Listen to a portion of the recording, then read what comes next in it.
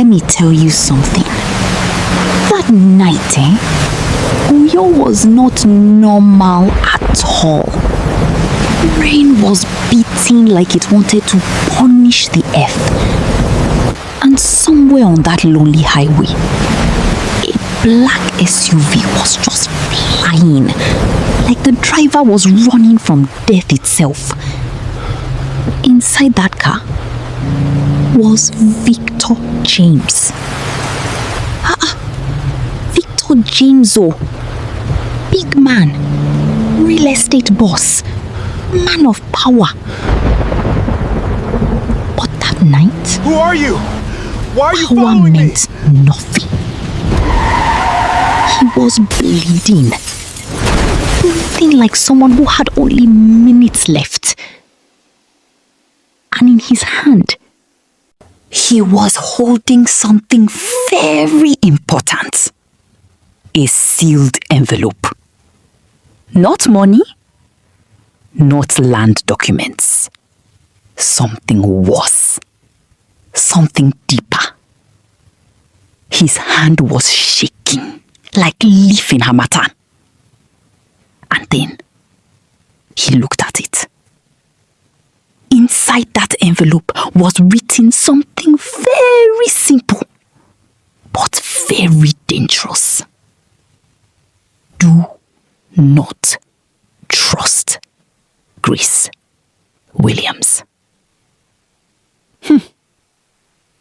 As he saw it, his eyes changed. Like something in his head just clicked. He whispered, very low, she cannot know. Hey, before anybody could understand what that meant, boom, silence. Victor fainted. And just like that, the envelope disappeared. Hurry up, let us check the before wreckage. police Okay, even arrived. look at that smoke. This life, Sha.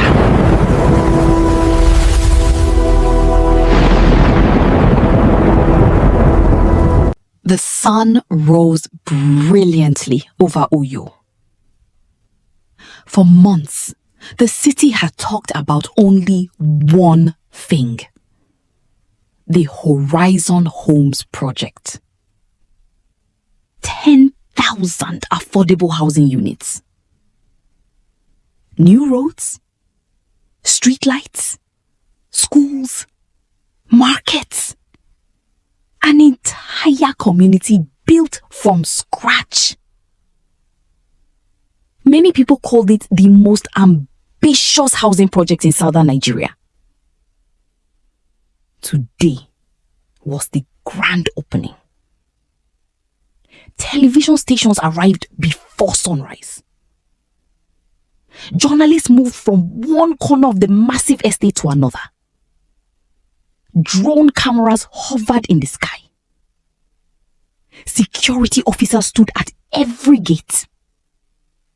The atmosphere felt more like a national celebration than a business event. At the center of it all stood Grace Williams. At 38, she had become one of the most respected architects in Nigeria. 5 years earlier, nobody knew her name. Today, governors knew her. Investors respected her. Young professionals admired her. And thousands of families saw her as a symbol of hope. As she stepped onto the red carpet, camera flashes exploded around her. Madam Grace, look this way. One more picture. She smiled. Confident. Elegant. Successful. Yet beneath her smile was exhaustion. She had not slept properly in days. This project meant everything to her. Everything. The crowd erupted as she climbed the stage. Ladies and gentlemen, please welcome the woman behind this historic achievement. Applause rises. Grace stepped forward. For a moment, she simply looked at the sea of faces.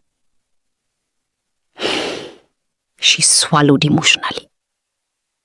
This was the dream. She took a deep breath. Thank you. The crowd applauded again. When I was 12 years old, she continues. Thank you.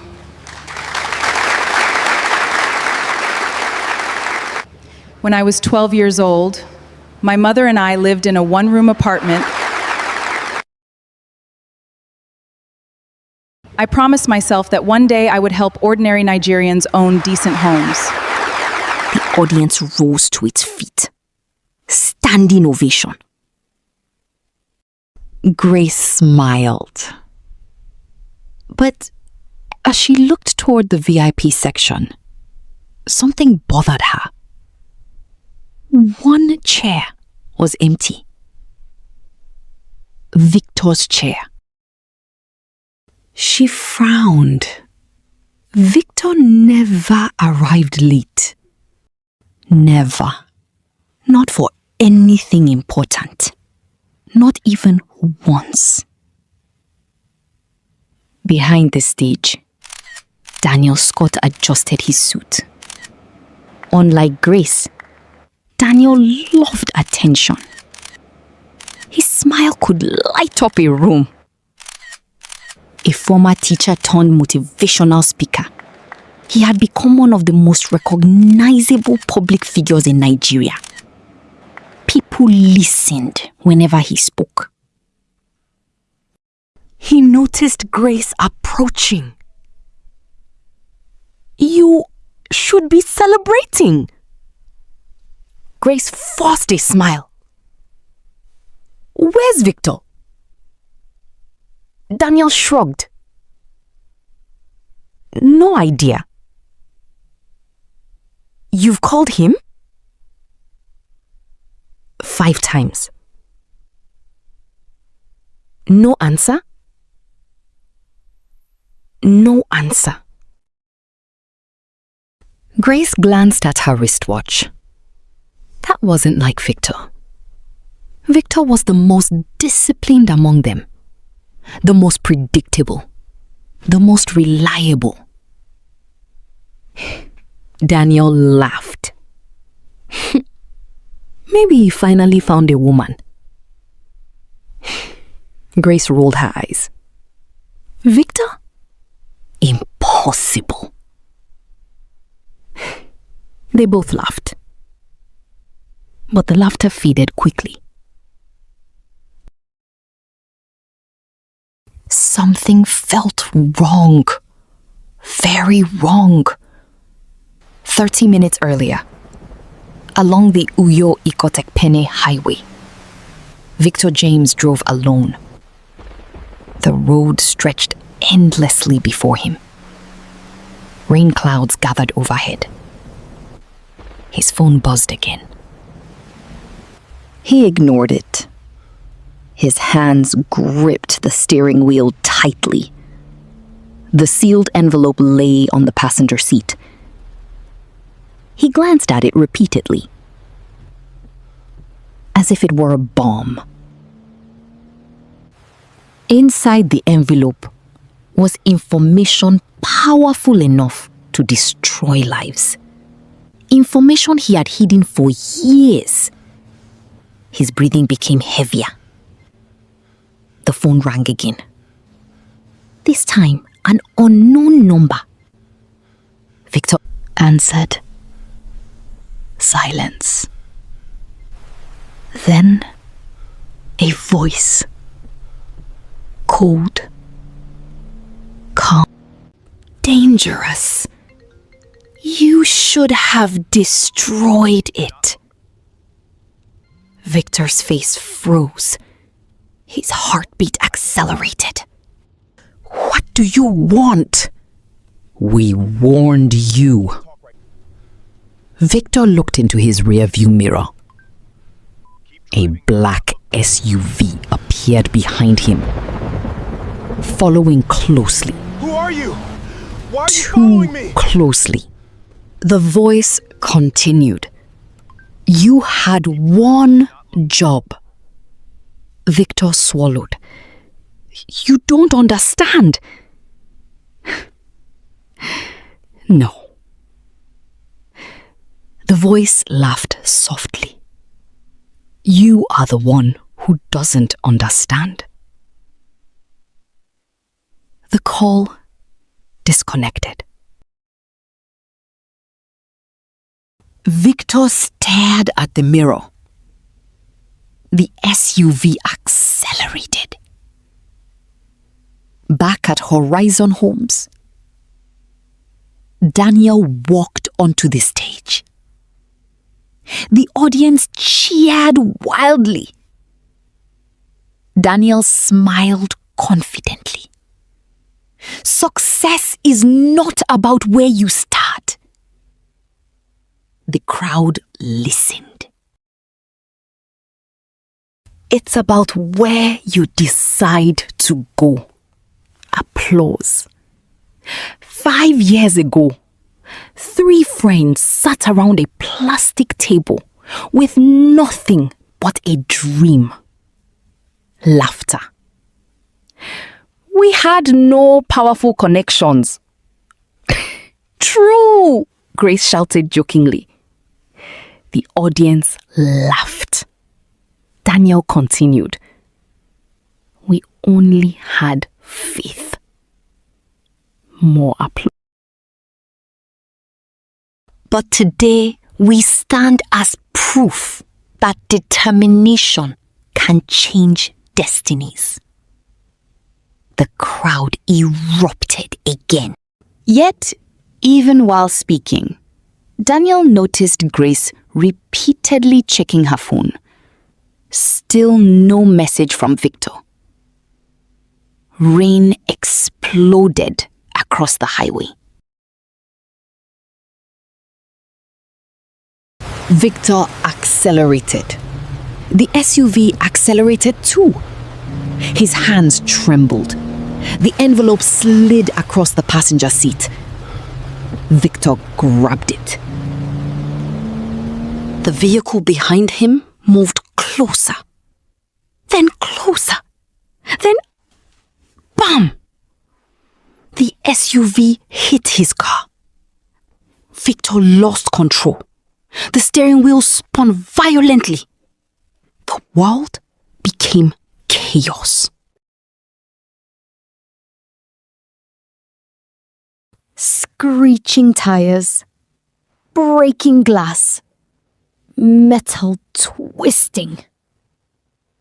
The car slammed into a roadside barrier. Everything went black. Silence. The celebration continued. Music played. Champagne flowed. Investors networked. Suddenly, Daniel's phone rang. An unknown number. He answered casually. Seconds later, his face changed. The smile disappeared.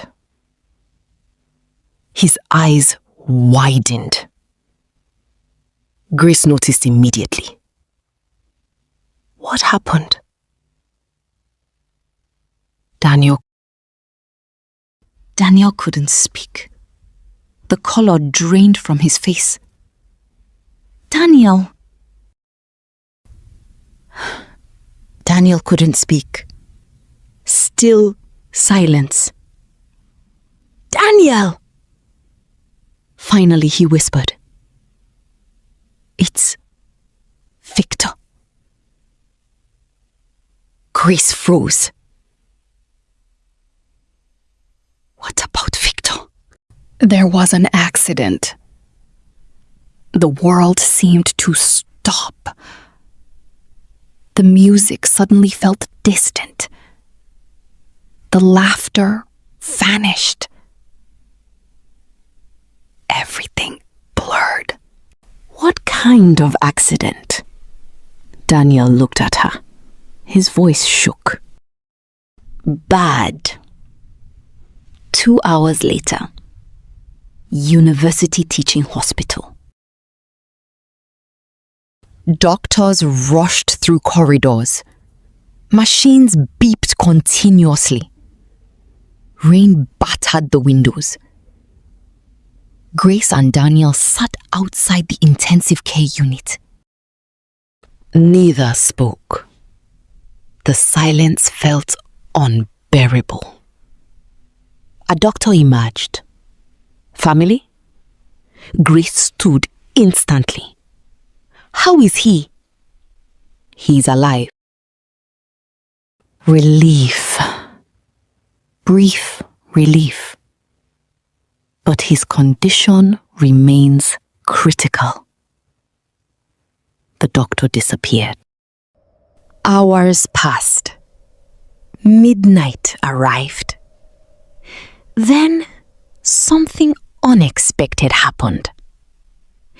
Victor's heart The monitor changed rhythm.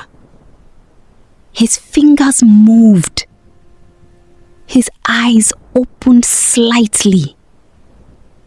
A nurse rushed for help. Doctor! Grace and Daniel entered. Victor looked pale, weak, barely conscious. His lips moved. Grace leaned closer. Victor. His eyes found hers. Fear filled them. Raw fear. Not pain. Fear. As though he had seen something terrible. Victor. Grace whispered. What happened? His lips trembled. A single sentence escaped. She cannot know. Grace frowned. Who? Victor tried to speak again, but suddenly his eyes rolled back. The monitor accelerated. Doctors rushed forward. Everybody out. Grace and Daniel were pushed into the corridor. The door slammed shut. Neither moved. Neither spoke. Who was she?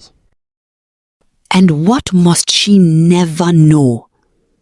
At exactly 1:17 a.m., across town, Victor's apartment stood in darkness.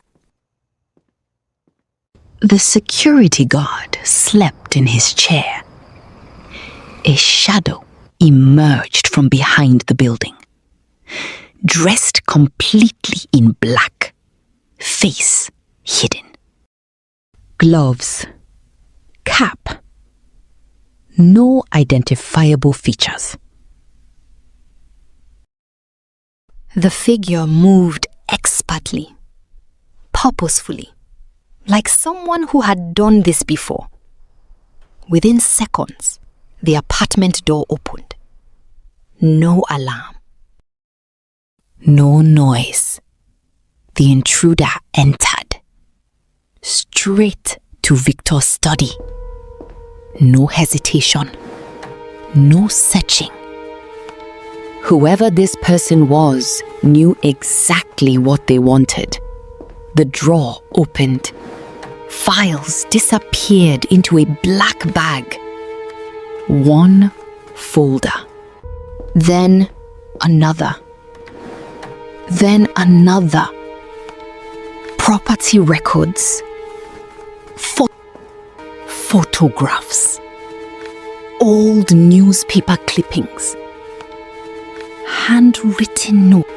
The intruder collected everything.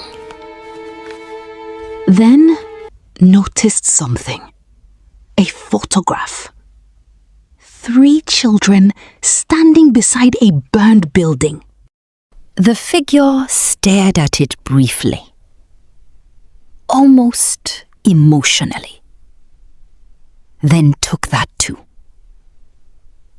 Suddenly, a sound. Footsteps outside. The intruder froze. A neighbor approached the corridor. The figure remained perfectly still, holding breath, waiting. The footsteps passed. Silence returned.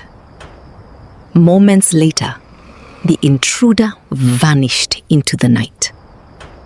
No fingerprints. No witnesses. No evidence. Only an empty apartment. And a mystery that had just begun. As rain continued falling over Uyo, 3 questions silently emerged. Who was following Victor? Who stole the files? And what secret was so dangerous that a dying man feared Grace must never discover it? The morning after, the rain had stopped, but the tension it brought remained. The sun rose slowly over Uyo, casting long shadows across the city. Inside the intensive care unit, machines continued their endless rhythm. Beep, beep, beep. Victor James remained unconscious. His face was pale. Bandages covered part of his forehead. The doctors still couldn't explain why he woke up only long enough to utter one strange sentence. She cannot know. Grace had not slept. Neither had Daniel. The mystery haunted them.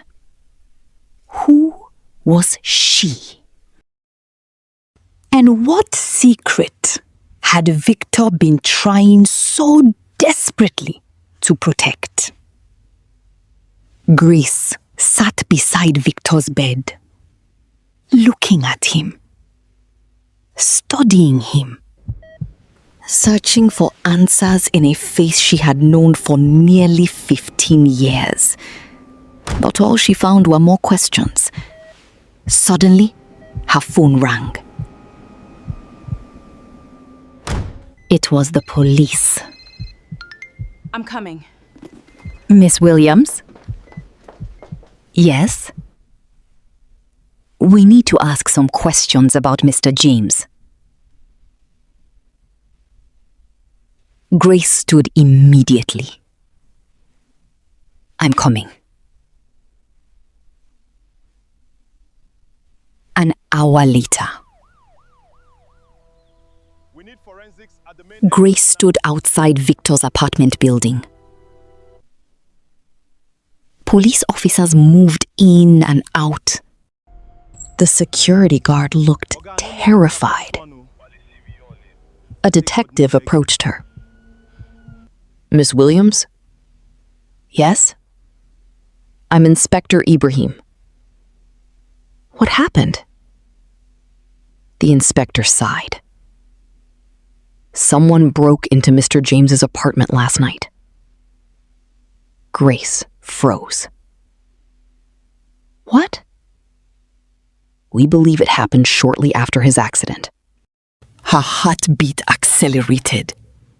What was stolen? The inspector looked uncomfortable. We don't know. Grace frowned. How can you not know? There are no signs of a struggle. No fingerprints. No damaged locks. The intruder knew exactly where to go. A chill traveled through her body. This wasn't ordinary theft. Someone had been looking for something specific. Something important. Something connected to Victor. Victor's office was located on the top floor of Horizon Homes headquarters. The moment Grace entered, she felt uneasy. The room was unusually organized. Victor was naturally meticulous. Every file had its place. Every document had its label. But today, something felt wrong. Subtly wrong. A chair was slightly moved. A drawer was half open. A bookshelf looked disturbed. The office had been searched. Not by police. By someone looking for answers. The same answers Grace needed. Daniel entered behind her. You think whatever was stolen is connected to the accident? Connected to the accident? Grace nodded. I don't believe in coincidences. Daniel looked around. You think Victor was hiding something from us? Grace didn't answer immediately. Instead, she walked toward Victor's desk. Slowly. Carefully. Then she opened the bottom drawer. Empty. The next one? Empty. The third drawer? Nothing. Daniel folded his arms. Maybe the thief already took everything. Grace wasn't convinced. Victor always prepared for worst-case scenarios.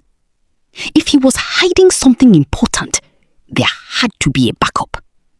There always was. Hours passed. Employees came and went. Investigators searched. Nothing. By evening, Daniel was exhausted. This is pointless. Grace remained determined. No. Victor left something. How do you know? She looked around the office. Then her eyes stopped. On the bookshelf. One section seemed cleaner than the others. She walked toward it. Touched the wood. Knocked gently. Solid. Then, knock. Hollow. Grace's eyes widened. Daniel! What? Come here. Daniel approached. Grace pressed against the panel. Nothing happened. Then she noticed a tiny metal latch hidden beneath a shelf. Click. The wooden panel slid open. A secret compartment. Daniel's mouth fell open. No way! Inside sat a single brown envelope. Dust covered its surface, meaning it had been there for years. Grace picked it up carefully. Her hands trembled. What is it? I don't know. Slowly, she opened it. Inside was a photograph. Only one photograph. Nothing else. The image was old. very old. The edges had faded.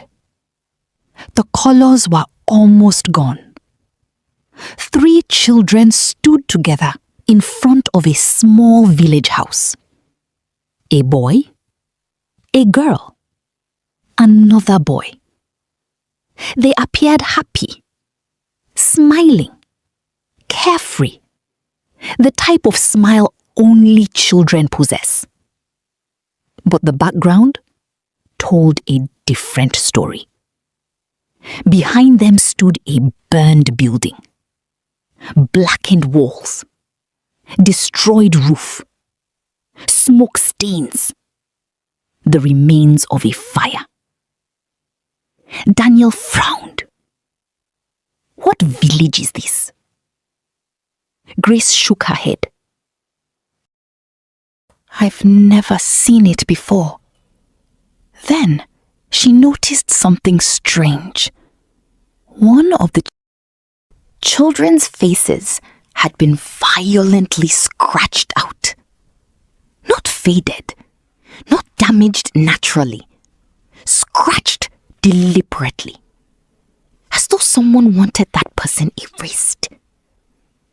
Daniel leaned closer. That's creepy. Grace turned the photograph over. The moment she did, her entire body stiffened.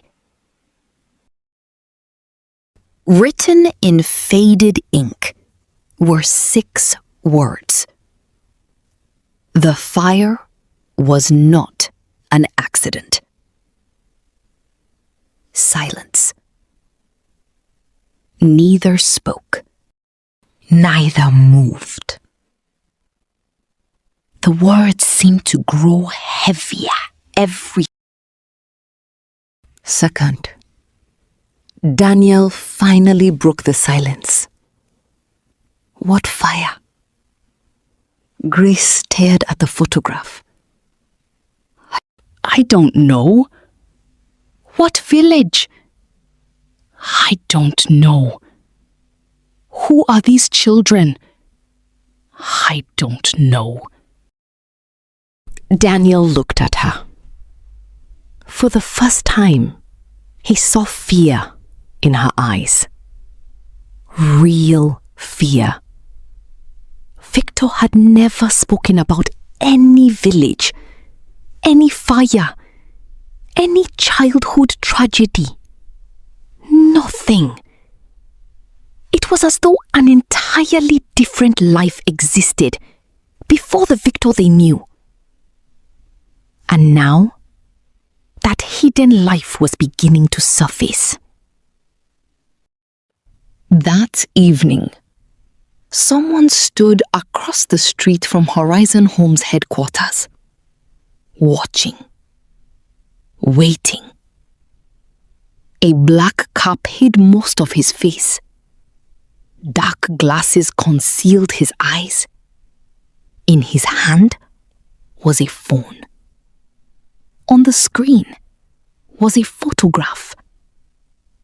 Grace, leaving the building, holding the old photograph.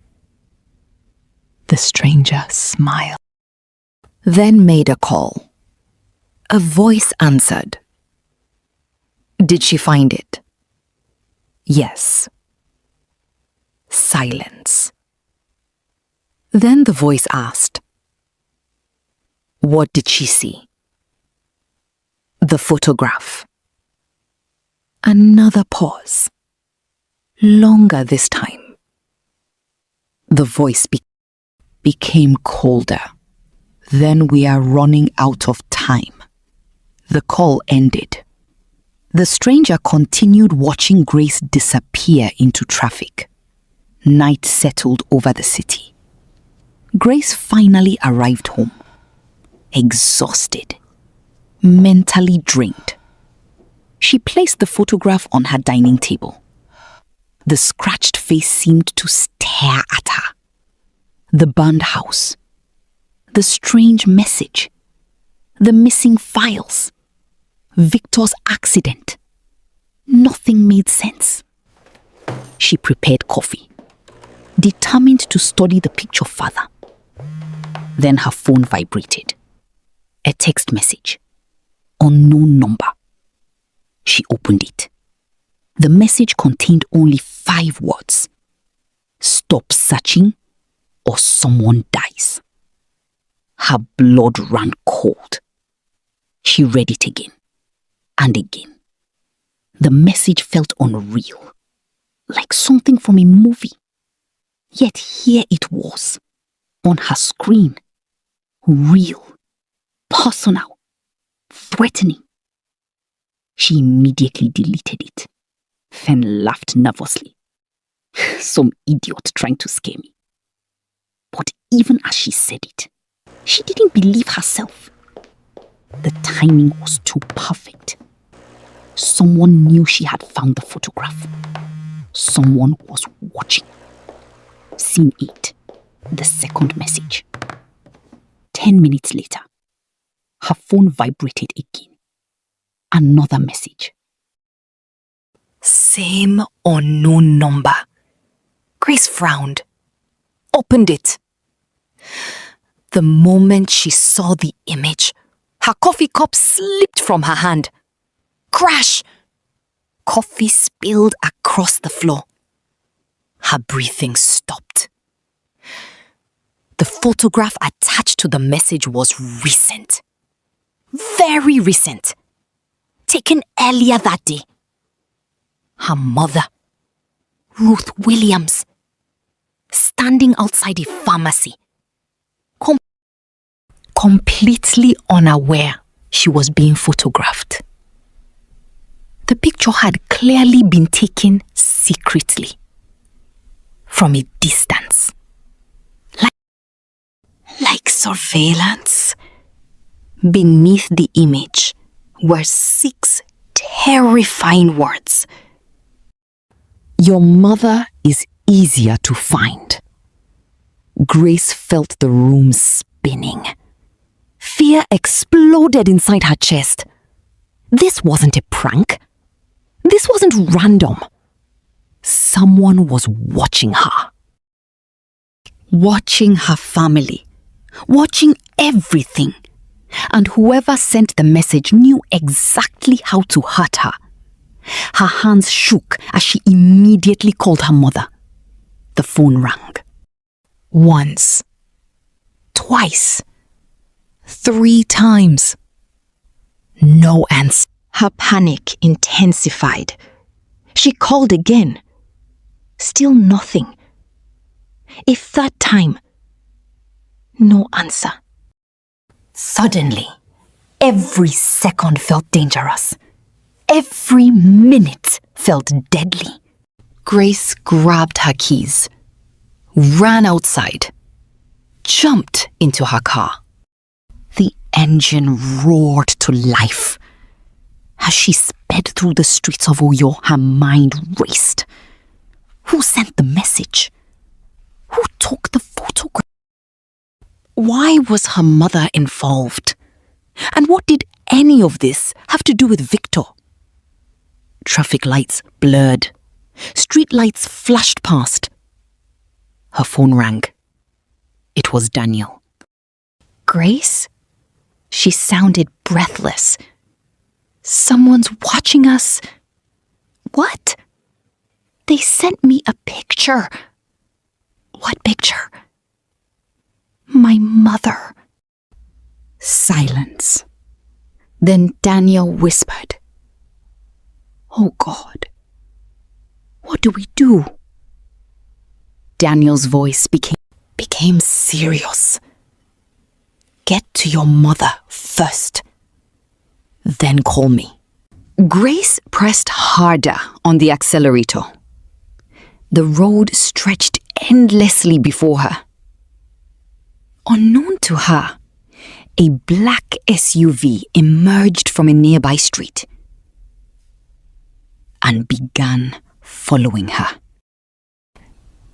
20 minutes later, Grace arrived at her mother's house. The gate was open. Her heart stopped. stopped.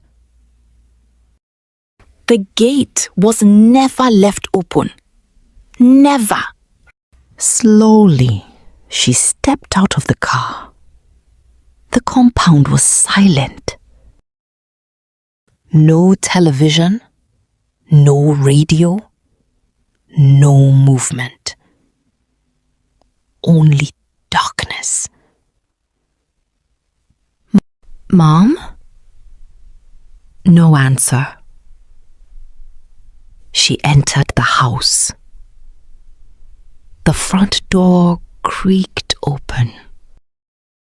The living room was empty. A chair had been knocked over. Grace's pulse thundered. Mom!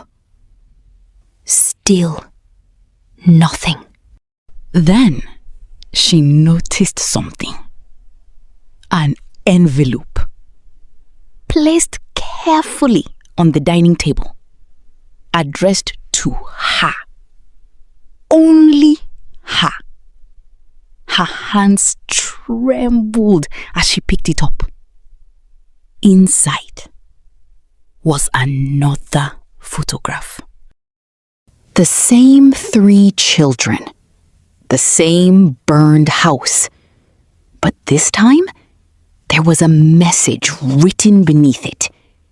You are closer to the truth than Victor ever was. Suddenly, a loud sound came from the back of the house. Thud! Grace spun around, frozen. The next morning, Uyo woke up under a blanket of grey clouds. The city moved as usual.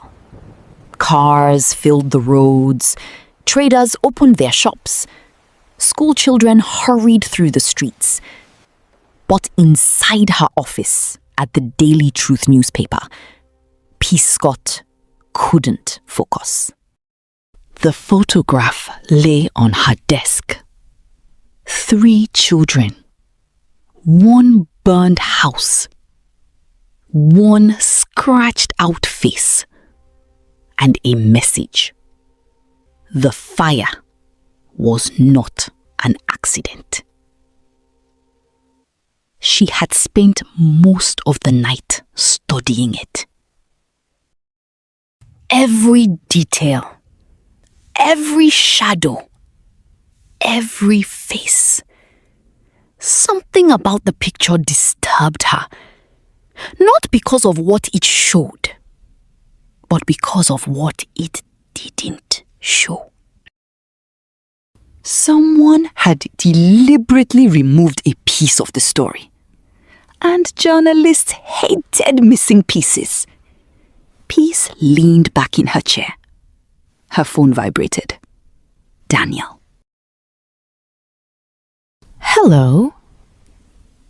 Peace. His voice sounded tired. Very tired. You've been investigating Victor's past. Yes. Find something? Not yet. A long silence followed. Then Daniel spoke softly. Grace received another threat. Peace sat upright. What kind of threat? They sent pictures of her mother. Peace's expression changed immediately. That was no longer intimidation. That was surveillance. And surveillance meant organization, planning, resources. Whoever was behind this wasn't an ordinary criminal. They were protecting something. Something big. Very big. Peace grabbed her notebook. I'm going deeper. Be careful. Peace looked at Victor's photograph. That's exactly what worries me. 3 hours later, Peace sat inside a dusty government records office. Stacks of old files surrounded her. The air smelled of paper and neglect. An elderly clerk adjusted his glasses. "You said you're looking for a village?"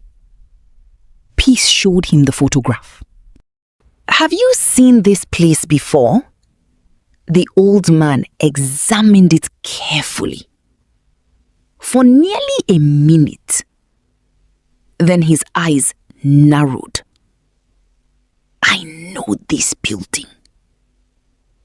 Peace immediately leaned forward. "You do?" "Maybe." "Where?" The old man scratched his head. "Not Uyo. Not Ikotekpini. Not Eket." He stared again.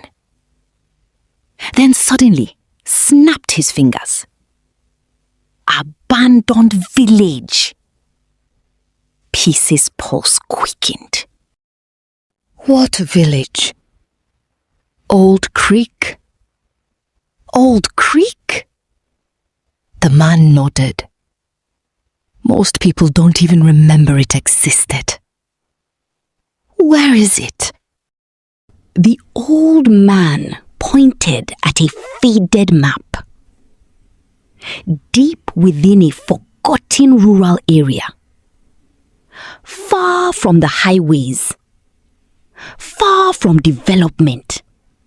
Far from attention. Exactly the type of place where secrets survived. The road became worse the farther Peace traveled. Paved roads disappeared. Then street lights disappeared. Then mobile network signals weakened. Soon only thick forests remained. The atmosphere felt strange.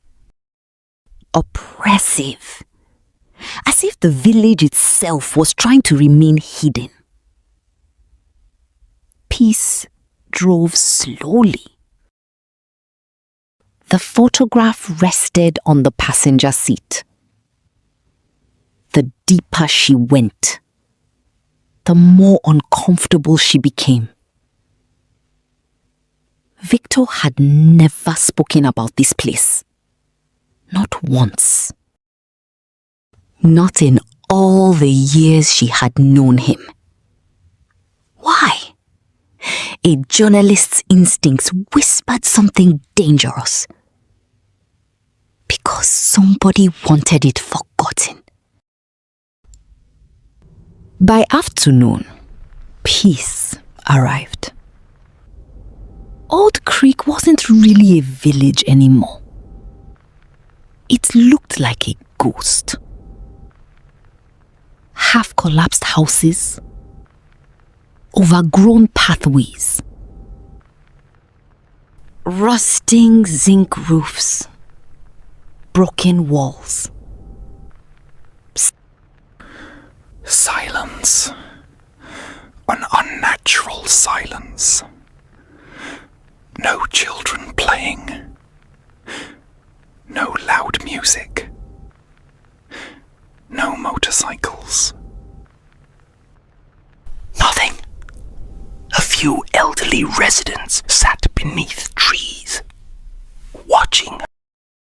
Not welcoming, not hostile, just watching. The way people watch strangers who ask questions. Peace approached carefully. "Good afternoon." Nobody responded immediately. She showed them the photograph. "Do any of you know this place?" An old man looked once and turned away. Another woman stood up and walked inside her house. A third person shook his head, yet Peace noticed something. Fear. They recognized it. They simply didn't. "I don't want to discuss it," done sinking when Peace noticed a small house at the edge of the village.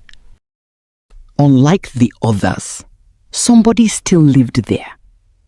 Smoke rose gently from a kitchen behind it. She approached.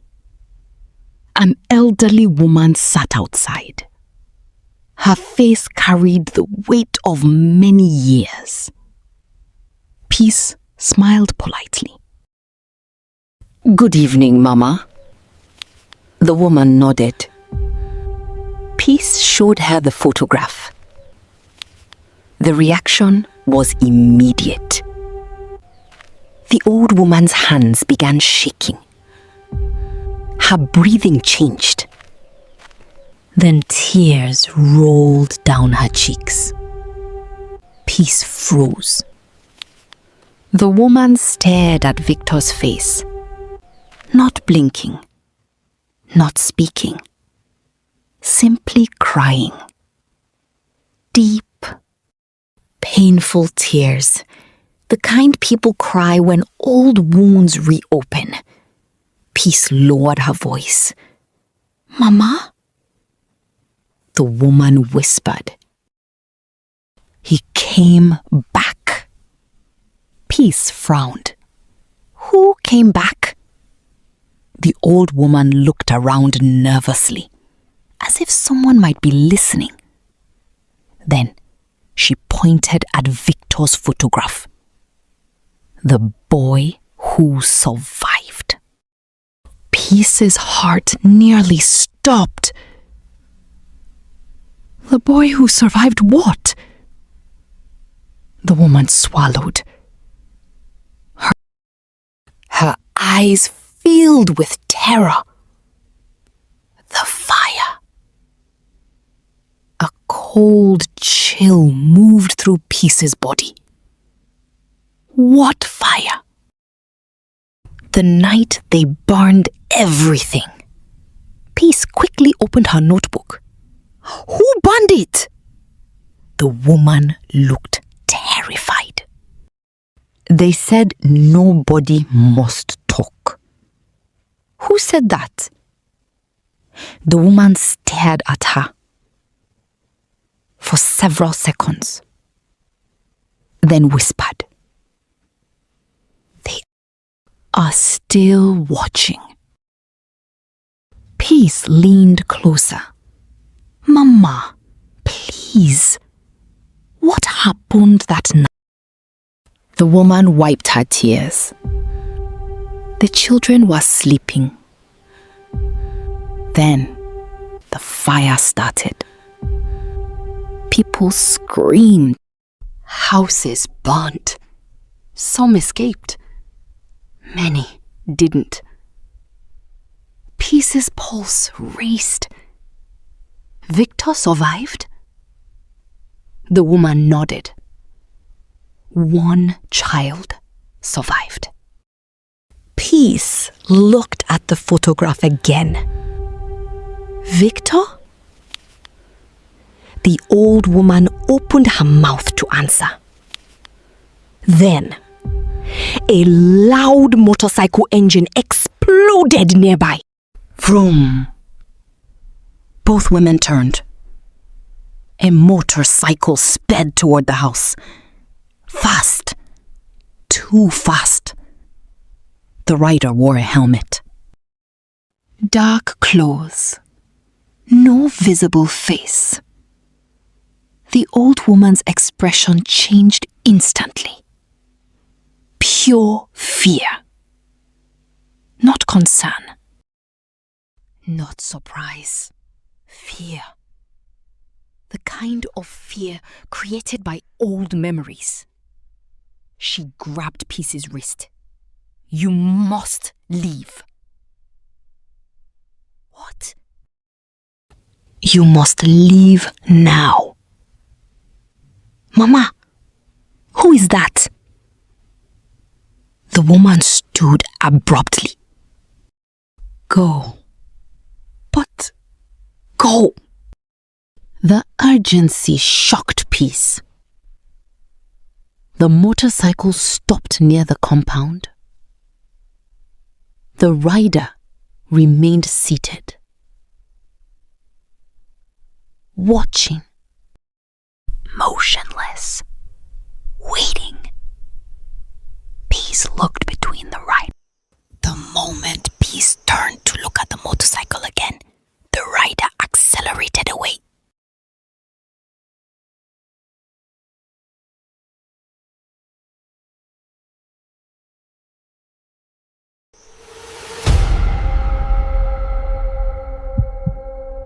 The moment Peace turned to look at the motorcycle again, the rider accelerated away.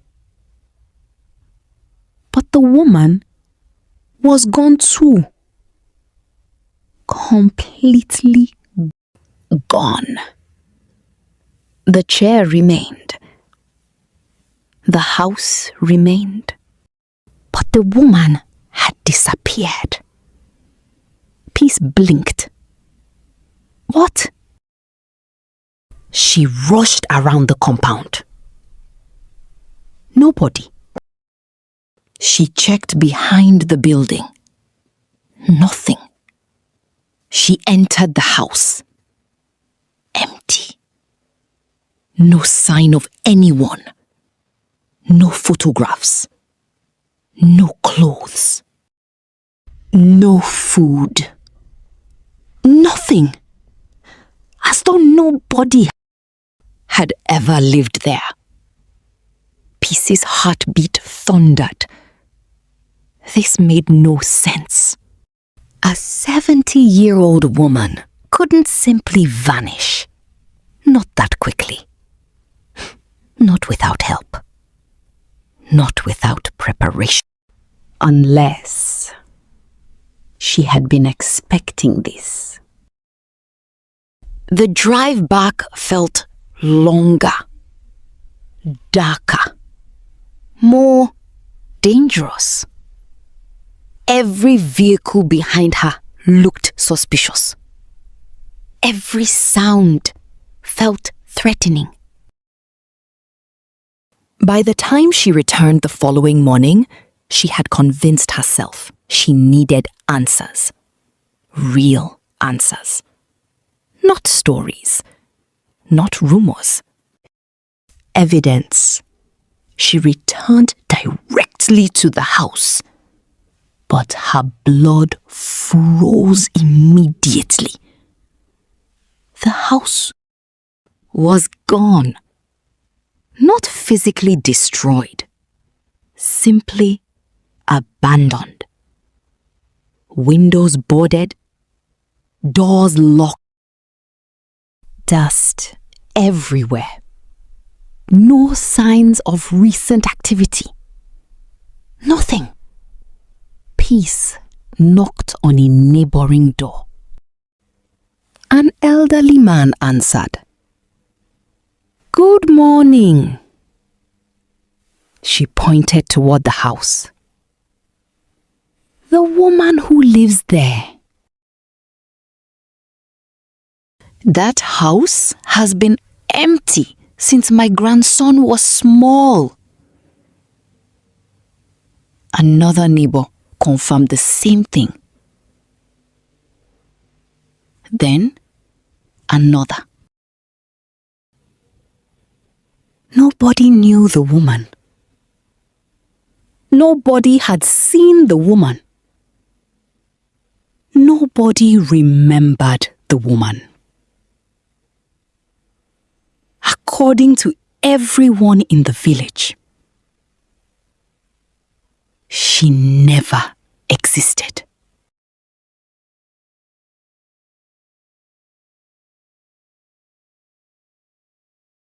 Shaken, Peace returned to her car.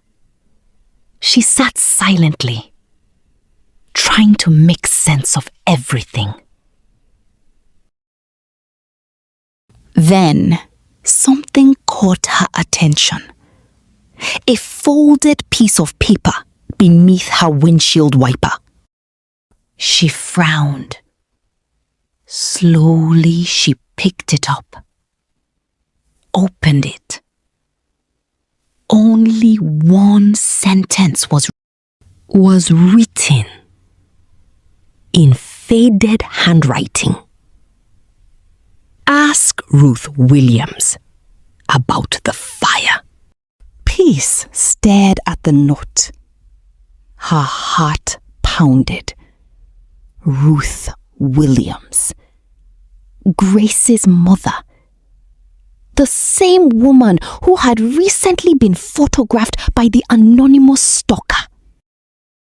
The same woman receiving unwanted attention. The same woman somehow connected to Victor's hidden past. Peace looked around. The road was empty. The village was silent. Who left the note? The mysterious woman? The motorcyclist? Or someone else entirely? Then her phone rang for 5 seconds. 10 seconds. Then a distorted voice whispered, "You should have stayed away." The call disconnected. Peace sat frozen. The mystery had just become personal. And somewhere far away, someone knew exactly where she had been. The storm returned 3 days later. Dark clouds swallowed the sky above Uyo. Rain tapped against the hospital windows like impatient fingers. Inside the intensive care unit, Victor James slowly opened his eyes. For a moment, he stared at the ceiling, confused, disoriented. Then memory returned. The highway, the black SUV, the phone call, the envelope, the crash. Victor's breathing became uneven. Fear immediately appeared in his eyes. Not fear of death, fear of something worse. Someone. A nurse noticed him moving. "Doctor!" Grace and Daniel rushed into the room. Relief flooded their faces. For days they had feared the worst. Now Victor was finally awake. "Victor!" Grace almost hugged him, but stopped when she noticed his expression. Something was wrong. Very wrong. He looked terrified. Daniel forced a smile. "You nearly gave us heart attacks." Victor didn't smile back. Instead, he looked toward the windows, then toward the hallway, then toward the security camera in the corner. His behavior unsettled everyone. Grace sat beside him. "Victor." No response. She placed refusing to see the photograph. Grace spoke softly. "We found this." Silence. "Who are those children?" No answer. "What fire?" Nothing. "Victor, what happened in that village?" Victor shut his eyes, as though trying to escape the questions. Daniel became frustrated. Talk to us. Still silence. Grace leaned forward. Someone threatened my mother. Victor's eyes snapped open. Fear exploded across his face. The reaction lasted only a second, but it was enough. Grace saw it. Daniel saw it. Victor knew something. Something dangerous. Something connected to her mother. Yet he refused to speak. That night, the hospital grew quiet. Doctors changed shifts. Only a few nurses moved between rooms. Room 307 remained under observation. Victor hadn't slept.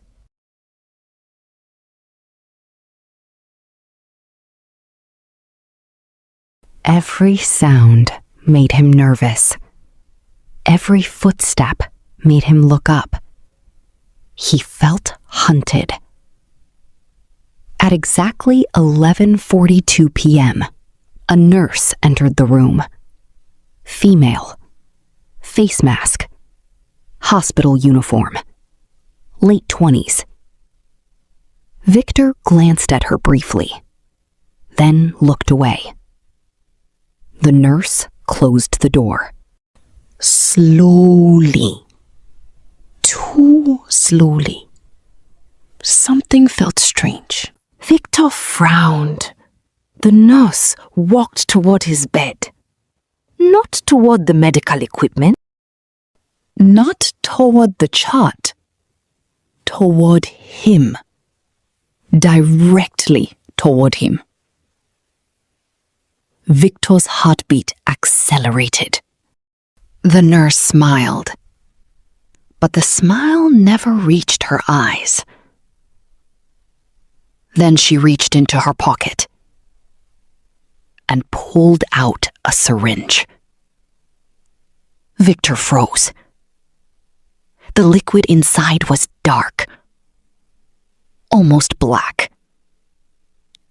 Immediately he knew. This wasn't medication. The nurse whispered, "I'm sorry." Victor's eyes widened. "What are you doing?" The nurse didn't answer. Instead, she moved closer. Faster. Victor suddenly screamed, "Help!" The syringe lunged toward his arm. Victor grabbed the attacker's wrist. Pain exploded through his injured body. The nurse struggled violently. "Let go!" Victor screamed again. "Help!" The attacker shoved him backward. The heart monitor exploded into frantic beeping. Beep, beep, beep. Outside, security officers heard the commotion. Footsteps thundered toward the room. The attacker panicked, then did something unexpected. She dropped the syringe, opened the emergency exit, and jumped into the stairwell. The door slammed shut. Seconds later, security burst into the room. Victor pointed desperately. "She tried to kill me!" The guards rushed after her. But by the time they reached the stairwell, nobody was there. The hospital became chaos. Police arrived, security guards searched every floor. doctors questioned Victor. Everyone wanted answers. Inspector Ibrahim arrived shortly after midnight. He immediately requested the CCTV recordings. Simple, straightforward, routine. Except the footage was gone. Inside the hospital may have helped. This wasn't random. The attack had been planned. The following morning, Victor sat alone, watching the door, watching the windows, watching everyone. The attack changed him. Before, he was secretive. Now, he was terrified. Every person became a suspect. Every face became a threat. The doctor entered. Victor flinched. A cleaner entered. Victor watched carefully. A nurse entered. Victor demanded identification. Fear had consumed him. And Grace noticed. When she entered the room later, she found him staring at the photograph again. This time, he wasn't avoiding it. He looked haunted by it, like a man staring at A ghost. Grace sat quietly. Victor, nothing. You almost died. Silence. Somebody tried to kill you. Nothing. Whatever you're hiding is dangerous. Victor lowered his head. For several moments he said nothing. Then quietly whispered, "I know." Grace froze. It was the first genuine response he had given. "Then tell me." Victor looked at her. His eyes were filled with regret. Not fear. Regret. The deep kind. The kind that follows years of bad decisions. We should never have built it. Grace frowned. Built what? Victor immediately went silent again. The walls came back up. The conversation ended. That evening, Daniel arrived alone. Grace had gone home. Police had left. The room was quiet. Only the sound of rain touched the windows. Daniel sat beside Victor. Neither spoke for several minutes. Old friends. Bound by years of struggle. Years of sacrifice. Years of success. Finally, Daniel sighed. "I almost lost you." Victor stared ahead. "I know." Daniel laughed nervously. "You know what's funny? No. I've spent 3 days defending you." Victor looked at him. "What do you mean?" "I keep telling Grace you're not hiding anything." Victor lowered his eyes. The guilt was obvious. Daniel noticed immediately. And suddenly his stomach tightened. Victor. Silence. You're hiding something. Victor didn't deny it. That frightened Daniel more than any answer. Victor. The room became quiet. Then Victor finally spoke. Not loudly, not dramatically, almost like a confession. We built our future on a lie. Daniel blinked. What? Victor looked toward the rain. His voice trembled. We built everything on a lie. The words hung in the air. Heavy. Dangerous. Impossible. Daniel laughed nervously. What are you talking about? No answer. The company? Silence. The housing project?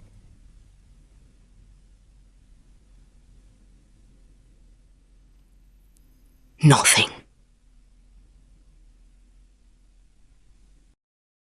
Daniel stood up, now angry. What lie? Victor swallowed. His eyes filled with emotion. For the first time in years, he looked broken. Completely broken. We should have asked more questions. Daniel's heartbeat accelerated. What questions? Victor looked at him, then shook his head. No. What do you mean no? I can't. Daniel stepped closer. Victor, people are trying to kill you. I know. They threatened Grace. I know. They are watching us. Victor closed his eyes. I know. Daniel's frustration exploded. Then tell me what is going on. The room fell silent. Victor opened his eyes and whispered the most terrifying thing Daniel had ever heard. If I tell you, his voice cracked, they'll come for all of us. Later that night, long after Daniel left, Victor reached beneath his mattress. Hidden there was a folded document, one of the few papers the thief never found. His hands trembled as he opened it. The title at the top read, Confidential Land Transfer Agreement. Beneath it was several signatures. One signature belonged to a man named Michael Peters. Another signature belonged to someone Victor knew very well. Someone nobody would ever suspect. Victor stared at the document. His eyes filled with dread. The agreement was the reason people were dying.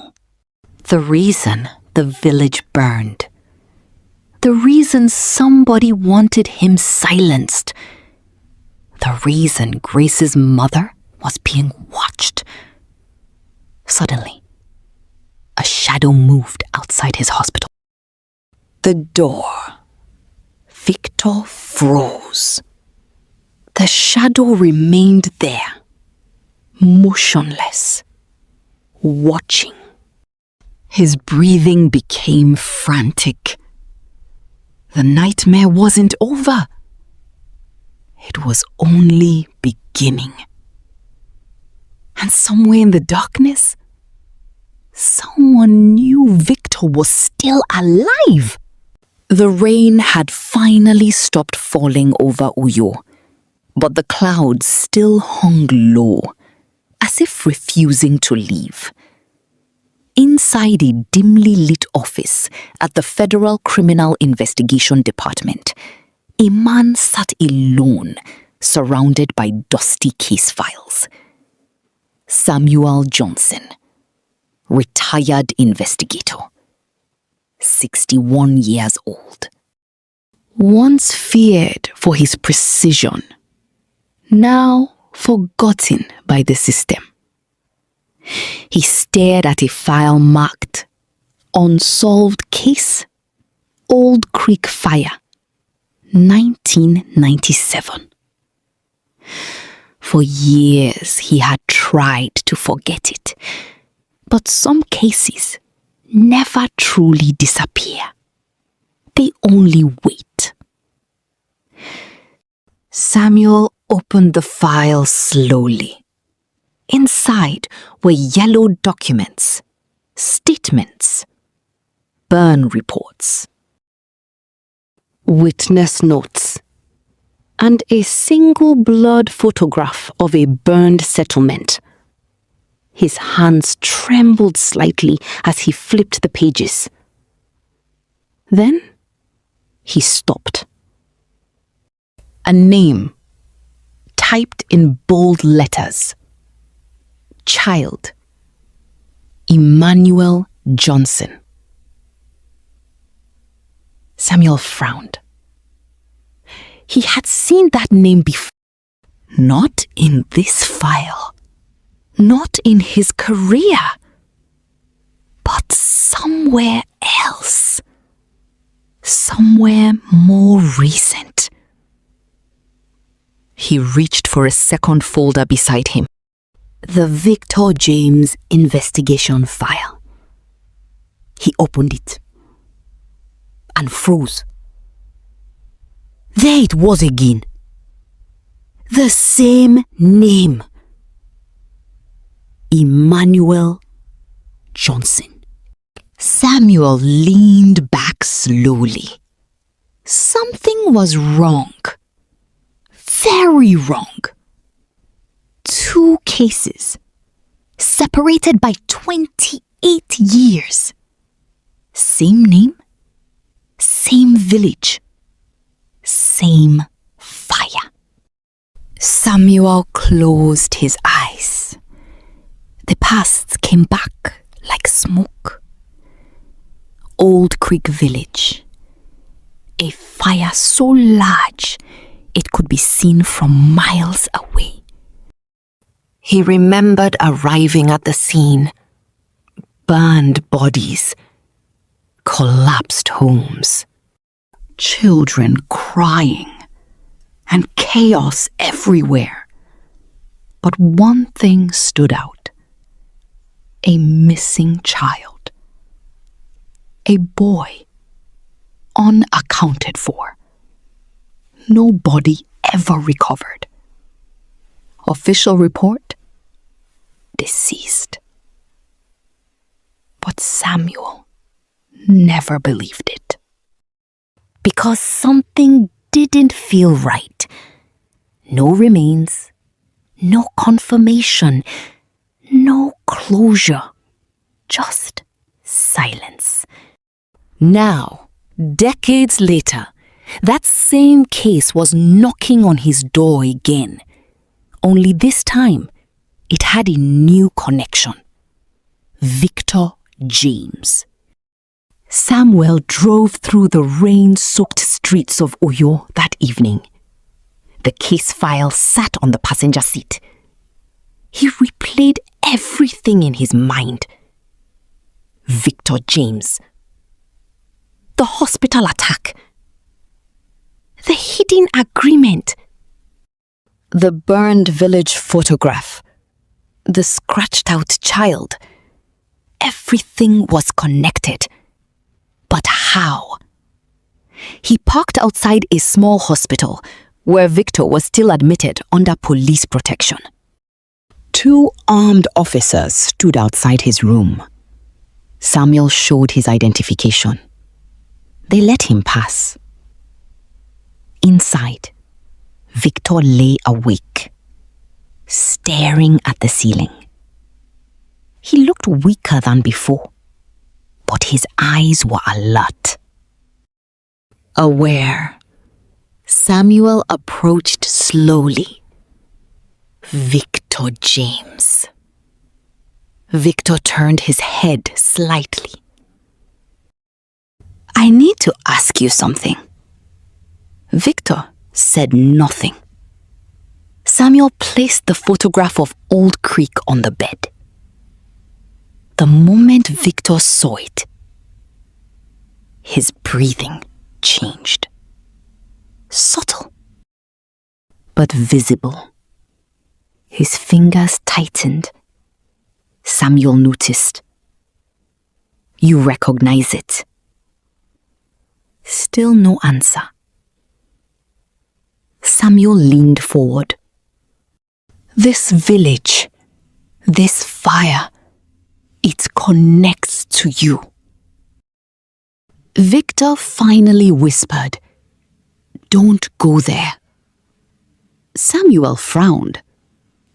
Why? Victor turned his head away. His voice cracked slightly.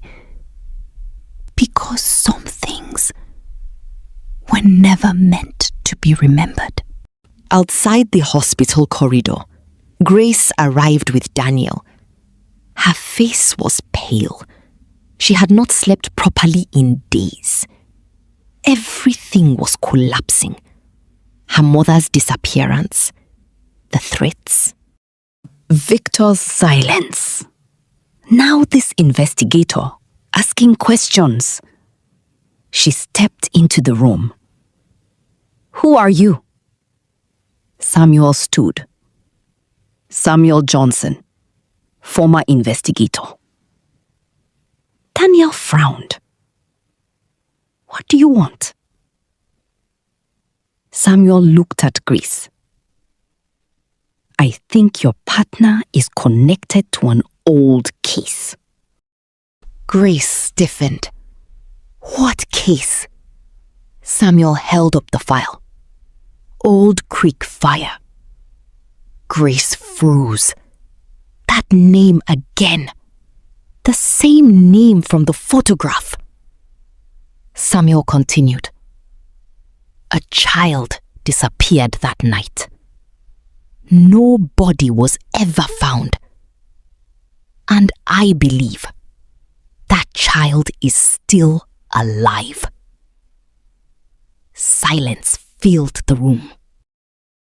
Grace slowly turned toward Victor. Her voice shook.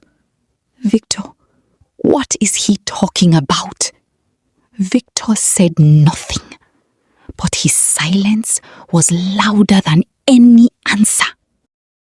Samuel opened the file again. He pointed to the name, Emmanuel Johnson. Grace frowned. What about it?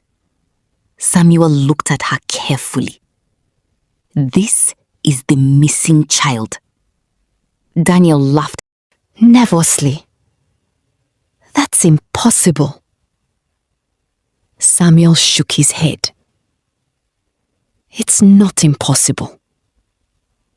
It's just hidden. He turned the file towards Grace. And here's the strange part. This name appears again in your partner's documents. Grace stepped closer. Her heartbeat slowed. The world felt unstable. What documents? Samuel hesitated, then said, the secret agreement Victor signed. Grace felt a chill. Samuel continued, and in those documents, The same name appears under an alternate identity record. Daniel frowned. What are you saying exactly? Samuel looked at all of them. I'm saying the missing child didn't just survive the fire. He paused. He was taken. Silence. Then he added the final words and raised under a new identity. Grace stepped back slowly. No. Samuel nodded. Yes. Daniel shook his head. This is insane. But Grace wasn't listening anymore. Her mind was racing. If Emmanuel Johnson was real, if the child survived, then who was Victor James? Or worse, who was she trusting all these years? Victor finally spoke again, barely audible. You don't understand what you are digging into. Samuel leaned closer. Then explain it. Victor shook his head. His voice broke slightly. If you knew, you wouldn't sleep again. Grace stepped forward. I deserve the truth. Victor looked at her. For the first time, real sadness appeared in his eyes. I tried to bury it, but it keeps coming back. Samuel pressed. The fire wasn't an accident, was it?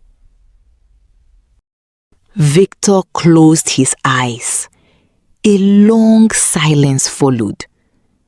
Then finally, no. The room went still.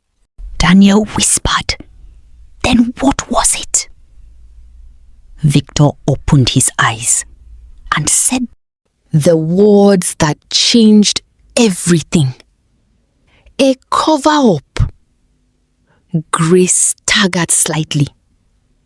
A cover-up for what? Victor looked at her.